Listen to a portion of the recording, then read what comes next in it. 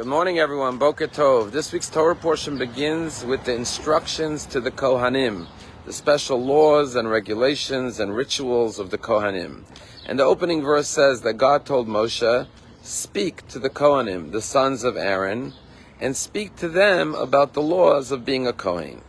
And Rashi asked the question, why does it say speak to them twice in the very first verse? It says speak to the Kohanim, the sons of Aaron, and speak to them and tell them the laws of being a Kohen. And Rashi answers that the instruction of God to Moshe was to tell the Kohanim that they have a dual responsibility. The first one is to learn the actual laws of being a Kohen. There are special obligations that a Kohen has. We know the Kohanim give the priestly blessing in the synagogue. They also have special restrictions. However, in addition to knowing what they must do as a Kohen, being that their children will be future Kohanim, they also must teach their children how to be a Kohen. And this is true of every Jew, because we are all part of a priestly nation. And in addition to learning how to live as Jews, we have to teach our children as well. But when Rashi says to teach the adults, to instruct the children, Rashi uses the word lahazir. Now, lahazir literally could mean to instruct. But the Rabbi points out that the word lahazir comes from the word zohar, which means light. And therefore, what the verse is telling us is not just to instruct your children about Judaism or about being a Kohen, but to do it in a way that's illuminating. In other words, do it with light, do it with love, do it with joy. Don't scold, reprimand, or just push it and place it on your children in a way that is overwhelming and demanding. But do it in a way of joy, because the best way to transmit your values and your teachings is when you do it in an atmosphere of love, joy, and light. But then the Rebbe takes it one step further, and the Rebbe says, when you shine light for someone else, you automatically are the recipient of that light as well.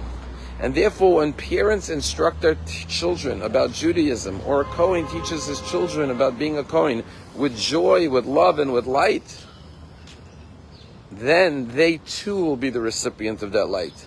They as well will gain and benefit and grow from the light that they radiate for their children. And that's so true. While as adults we teach children, there's so much we can learn from children. And while we can give our children love and light, they can give us equally, if not more, love and light, because children are naturally full of love and light. And therefore, if we draw out their love and light, we will be the recipients as well. You know, if you look at adults, sometimes one adult says to another, I'm never going to speak to you for the rest of my life. They get angry with each other. And guess what? They never speak to each other for the rest of their life. 10, 20, 30 years later, they're still not speaking because they're angry at each other. They may have even forgotten the initial reason why, but they're still not talking to each other. When you look at children, sometimes children get into a fight with each other, and the little child says to their friend, I'm never going to play with you again, forever. I don't want to ever play with you. And they go off crying. And then you come back into the yard or in the playground 5, 10, 15 minutes later, and they're laughing and playing together like nothing ever happened. You say, why is that when adults get angry and they make up never to talk to each other, they actually never speak to each other again? And children, 15 minutes later, they're playing again like nothing ever happened. And the answer is that adults choose to be right rather than to be happy. Children choose to be happy rather than be right. Let us remember that, yes, we should teach our children. That is our responsibility as parents. But we also can learn so much from our children. Have a wonderful day.